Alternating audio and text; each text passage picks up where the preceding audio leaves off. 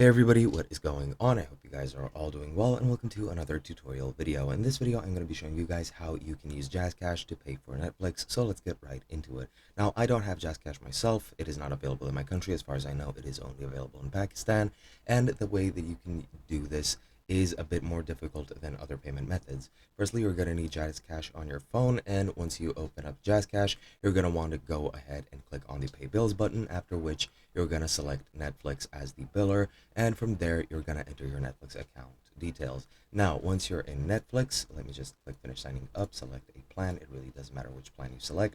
Then you're going to get to choose how to pay.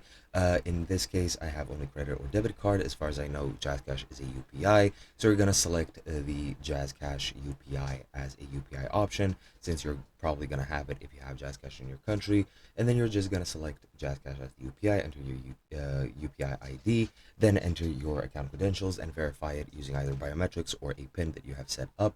And after you do that, then you'll be able to pay for Netflix without any sort of problems. And that's pretty much it. Hope you guys enjoyed, and I'll be seeing you guys in another video.